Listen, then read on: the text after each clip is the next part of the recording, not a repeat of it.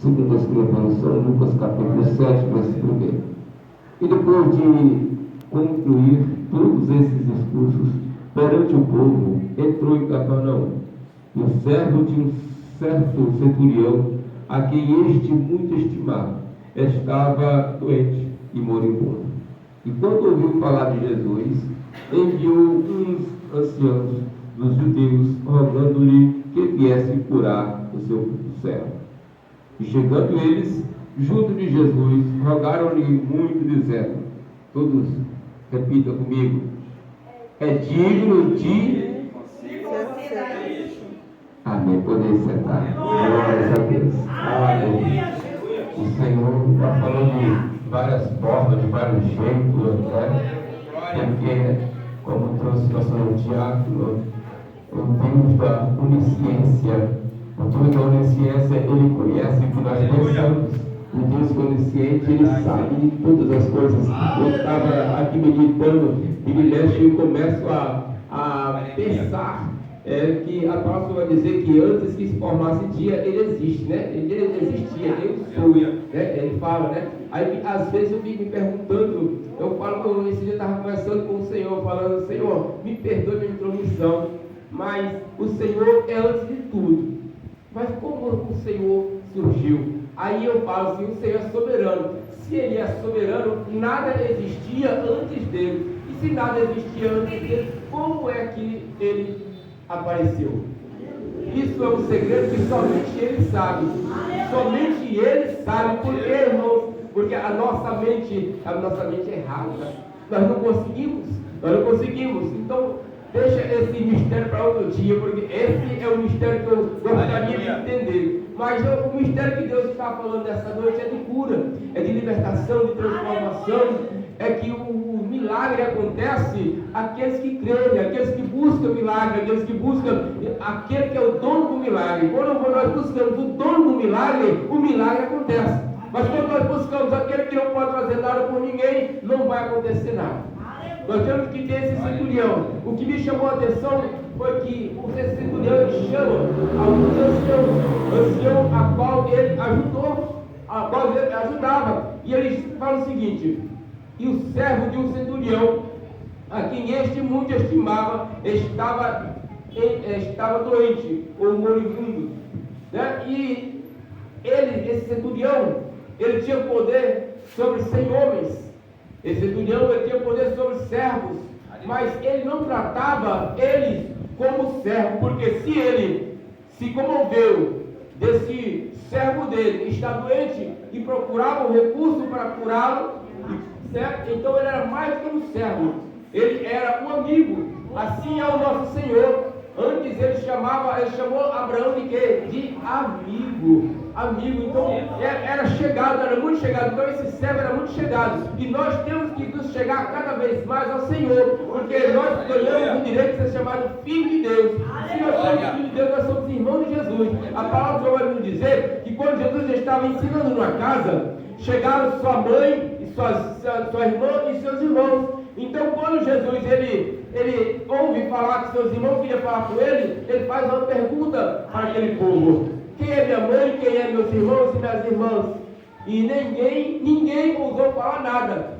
Mas aí ele mesmo responde: é todos aqueles que fazem a vontade do meu Pai. Então se nós fazemos a vontade do Senhor, então nós somos irmãos de Jesus. Se nós fazemos a vontade do Senhor, nós somos filhos de Deus. E aqui nós vemos que esse centurião era um homem com um coração bondoso, era um homem que fazia a vontade do Senhor, porque quando nós ajudamos um desses pequeninos, nós ganhamos nosso galardão. Quando nós damos somente uma água fria, como Jesus disse, uma água fria a um pequenino desse, nós amontoamos galardão lá no céu. E aqui nós vemos que esse centurião, ele gostava do povo de Israel. Ele não era israelita, ele não era da nação eleita, mas ele ouviu falar, ele tinha um coração voltado para ajudar. E quando a pessoa tem um coração voltado para ajudar, ele já está cumprindo um grande mandamento. Não é isso?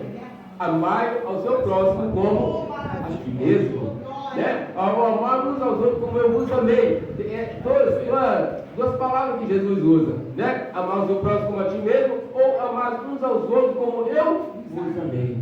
Né? Maravilha de Deus. Então nós sabemos que esse servo era muito querido por esse centurião. O que vai me chamar mais a atenção no versículo 3. E quando ouviu falar de Jesus,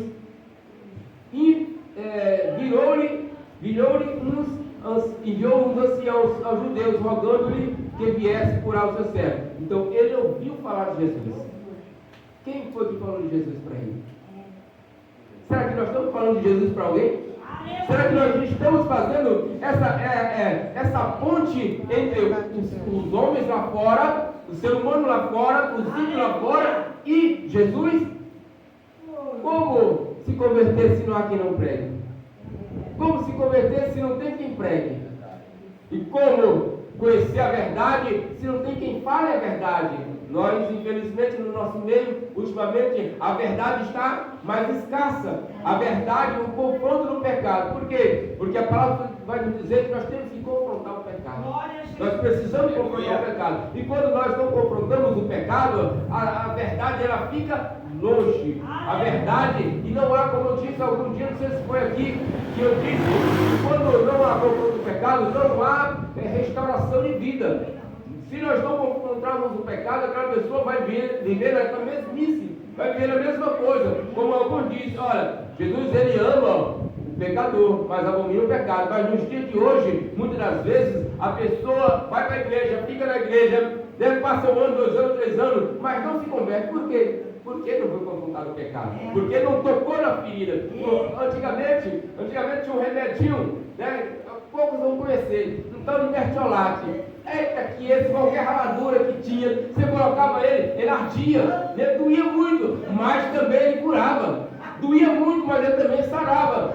Ou seja, a palavra do Senhor, ela vai doer muitas das vezes, mas vai sarar. A palavra do Senhor vai doer, mas vai consertar o ser humano. Mas é isso que está faltando no nosso meio. E aqui, esses anciãos falavam, eu creio, de Jesus para esse homem, porque ele ouviu falar de Jesus. E se ele ouviu falar de Jesus, então, ele colocou no seu coração, olha, então esse tal de Jesus, ele vai curar o meu servo. Ele vai curar o meu servo. Mas olha, antes disso, quando ele mandou, ele não pôde ir aonde? Encontrar Jesus. Ele não achou digno de ter com Jesus. Olha, que humildade é essa? Que humildade é essa? E muitas das vezes nós não temos essa humildade. Muitas das vezes nós esquecemos essa humildade. Mas vamos lá mais à frente, versículo 5. Porque ama a nossa nação e ele mesmo nos edificou a sinagoga. Agora aqui é os anciãos falando com Jesus. Olha só. Olha o bom testemunho que esse homem teve. Um bom testemunho de vida. Olha só, vou repetir de novo. Porque ama a nossa nação e ele mesmo nos edificou a sinagoga. Que maravilha! Aleluia! Um bom testemunho. Nós temos que ter um bom testemunho. Nós precisamos, porque a palavra vai nos dizer que Jeremias ele passava, andava por aquela mulher, olhava ele todos os dias que ela passava naquela rua. Todos os dias ela passando. E ali ela fala, ali vai o homem de Deus. Por que ali vai o homem de Deus? Porque ele se portava como homem de Deus. Ele se portava como servo do Senhor. Ele fazia milagres também. Então, o servo do Senhor tem que ter isso também. Nós temos que fazer milagres, porque Jesus te deu o poder para operar milagres. Jesus te deu o poder para expulsar demônios. Mas nós temos que nos capacitar. Esses dias, falou nisso, vou dar um bom testemunho aqui agora.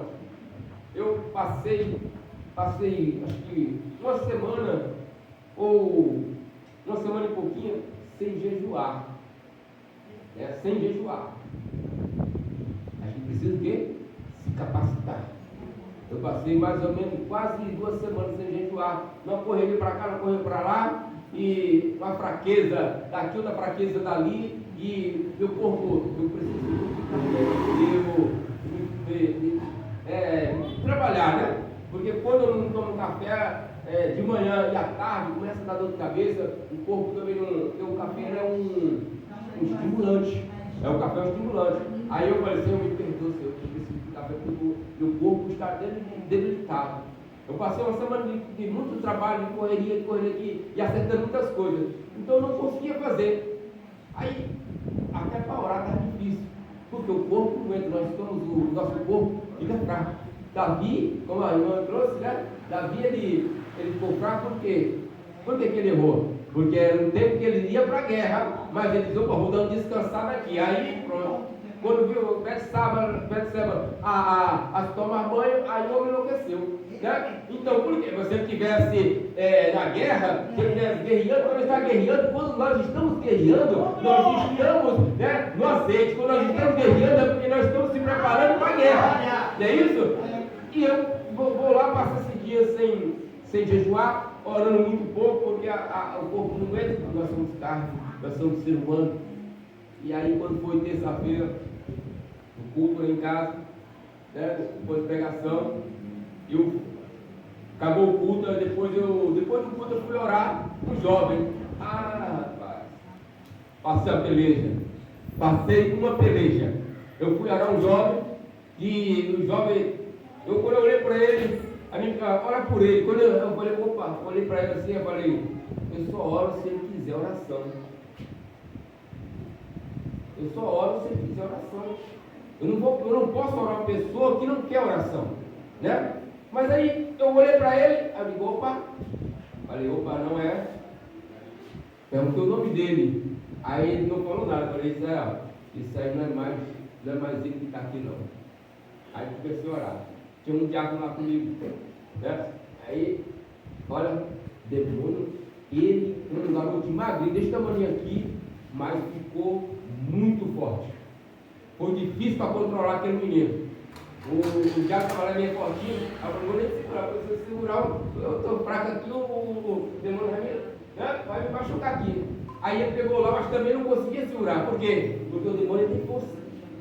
Não vê aquele endemoniado gadareno? Que ninguém conseguia segurá-lo? Então, quando eu comecei, orando aqui, expulsando aqui, sai, daqui a pouco volta de novo, sai, volta de novo, e o diabo também não estava. Eu acredito que ele não tinha um bom tempo que não orava também, que se afastou lá do ponto de pregação, né? Aí comecei a orar, comecei legião e tudo. Aí, e veio de azeite. Aí eu me lembrei que tem um azeite lá que foi rodado, acho que uns 7 a 8 montes. Aí depois, quando eu falei, traz aquele azeite lá para mim. Aí está aquele, eu falei, Senhor, bota fogo na minha mão. Bota fogo na minha mão. Botei aqui, aí, espírito mudo e surdo. Olha só como o Senhor, ele dá um discernimento. Aí depois que eu falei, opa, lembrei. O Senhor falou, vou te dar uma colherzinha de chá, mas se prepare mais ainda, viu? Vou te dar uma colherzinha de chá porque eu sei que as coisas que vocês passaram por aí nesse negócio de trabalho, eu sei que você se enfraqueceu. Mas como você me busca, então eu vou te dar mais uma colherzinha de chá. Aí eu fui lá, espírito mudo e surdo, sai. Na mesma hora ele saiu. Eu falei, Jesus, está vendo? Quando nós estamos lutando, nós estamos preparando. Se nós deixarmos de se preparar, se nós deixarmos de orar, se nós deixarmos de buscar o Senhor, nós se enfraquecemos. Davi se enfraqueceu porque ele deixou de ir para a peleja. E por isso que ele perdeu aquela batalha.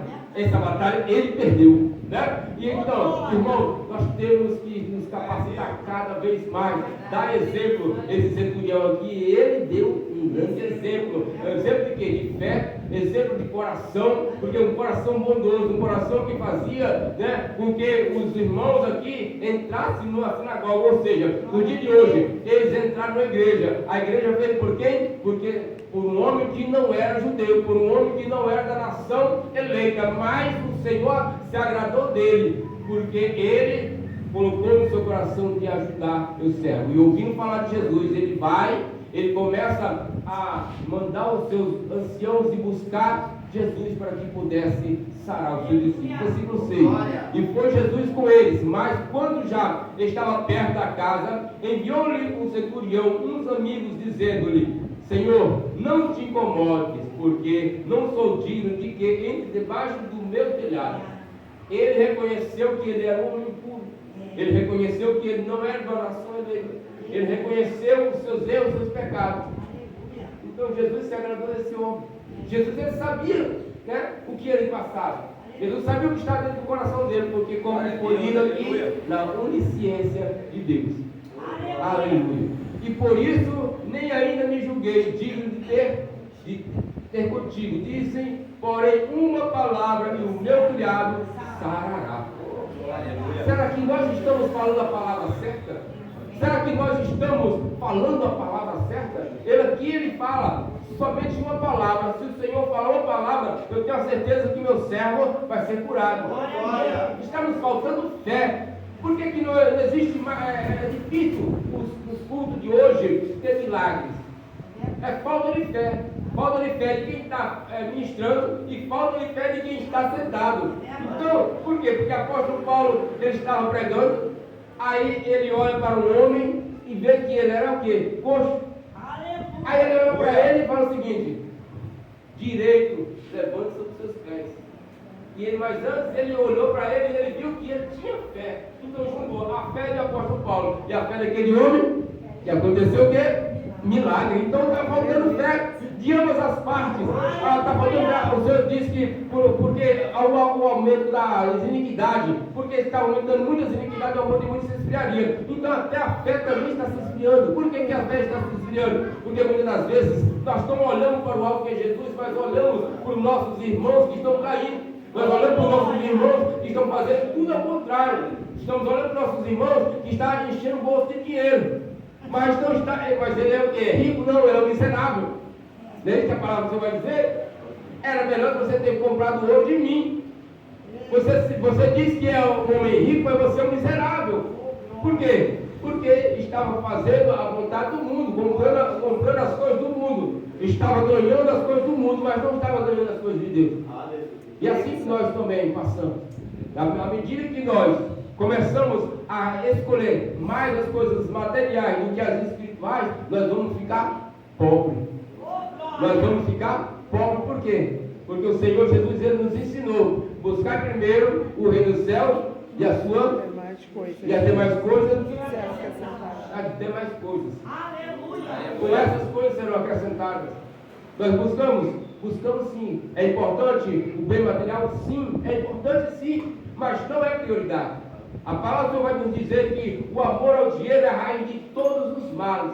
Se nós colocamos o dinheiro na frente do lado espiritual, nós ficamos o quê? Nós vamos ficar vulneráveis. Nós vamos ficar doentes. Porque, irmãos, olha, eu gosto muito de falar de mim. Né? Eu prego e quando eu falo de mim, porque eu era muito apegado às minhas coisas materiais. Se alguém pegasse minhas coisas materiais, eu ficava danado. Não queria que ninguém pegasse minhas coisas. Mas aí eu comecei a ver que isso está me trazendo mal. Isso está me trazendo mal por quê? Porque o coração ia ficar com raiva, o coração ia ficar cheio de rancor. Quando a gente começa a brigar demais por uma coisa, as coisas vão entrando no coração, as coisas vão enchendo o nosso coração e acaba a gente se afastando do Senhor. Por quê? Porque o nosso coração ele se encheu de coisas vãs, de coisas que não é boa, de coisas que não você é separado de Deus. Porque as coisas que separam você de Deus, nós temos que deixá-las. E as coisas materiais muitas das vezes estão nos separando do Senhor. Versículo 8: porque também eu sou homem sujeito à autoridade e tenho soldados sobre o meu poder, e digo a este: vai, e ele vai, e a outro: vem, e ele vem, e ao meu servo: faz isso, e ele faz. Olha a palestra que ele tem com Jesus. Muito bom, viu? Ele está falando algo, né, palestrando com o Senhor Jesus, e Jesus vai responder ele. E ouvindo isso, Jesus maravilhou-se dele, e voltando-se, disse à multidão que o seguia: digo-vos que nem ainda, olha só, em Israel tenho achado tanta fé. Aleluia. Muitas das vezes, olha só, muitas das vezes as pessoas lá fora têm mais fé do que os homens que têm, as mulheres que têm da casa do Senhor. Uma palestra muito interessante essa, do homem falando para Jesus que ele tinha autoridade. E nessa autoridade ele falava: vai para lá, ele vai, vem para cá, ele vai. estava falando com Jesus: Jesus, o Senhor tem autoridade para fazer tudo isso. O Senhor tem autoridade para curar meu servo. O Senhor tem autoridade, porque nome sobre todos os nomes é o nosso Senhor Jesus. Aleluia. Então ele aqui, ele está falando algo interessante, que ele reconhece a autoridade de Jesus. Ele reconhece que o Senhor Jesus, ele tem poder para curar. E muitas das vezes nós estamos esquecendo isso. Muitas das vezes nós estamos deixando isso. Por quê? Porque muitas das vezes nós estamos olhando só para um lado. Nós não estamos mais olhando para o alto, que é o nosso Senhor Jesus. Nós não temos mais olhado para o alto. Nós muitas das vezes, nós até pregamos, até falamos, mas nós mesmos esquecemos que nós precisamos ter fé. Muitas das vezes nós falamos, ou às vezes até testemunhamos de testemunho de pessoas alheias, mas no nosso testemunho de vida nós não temos. Muitas das vezes nós não temos esse testemunho. Nós precisamos desse testemunho. Nós precisamos fazer como esse homem, ser reconhecido por Jesus, ser reconhecido por Ele, porque Ele viu que esse homem tinha muita fé. Assim como o apóstolo Paulo viu que aquele homem também tinha muita fé, e aquele homem era coxo. E as pessoas olhavam para ele e já diziam: esse pecou. Não é isso? Antigamente, quando tinha alguém que estava com alguma deficiência, eles já diziam logo: olha, aí pecou, pecaram. Ele pecou, quem foi que pecou? Foi ele ou foi os pais? Não é isso que eles falavam? Mas aqui, ele não. Ele tinha fé. E o apóstolo Paulo viu que ele tinha fé para ser curado. Aleluia. Quando alguém vê que alguém tem fé para ser curado, um milagre acontece. Eu trabalhava com um certo presbítero logo no início da minha caminhada. Aí ele falava algumas coisas, eu falava: se der, se isso. Aí um dia ele me chamou a atenção. Por quê? Porque eu botava um impedimento, eu botava um empecilho das coisas acontecerem. E muitas das vezes nós não, até mesmo nós profetizamos, muitas das vezes até maldição para nós. Porque você vai dizer: se acontecer, se der, nós vai dar certo, vai ser liberto, né? E aqui esse homem, ele deu uma palestra com o Senhor Jesus, dizendo que ele ia alcançar o milagre dele através do Senhor Jesus. E muitas das vezes nós não estamos fazendo mais isso. Muitas das vezes nós estamos deixando a nossa fé. E quando nós não temos fé, o sobrenatural não acontece. O sobrenatural não acontece. E muitas das vezes, irmãos, o sobrenatural para acontecer está difícil. Está difícil porque homens amantes de si mesmos, homens que preferem o bolso cheio de que o evangelho seja pregado, o evangelho genuíno. Eu tenho visto muitas coisas.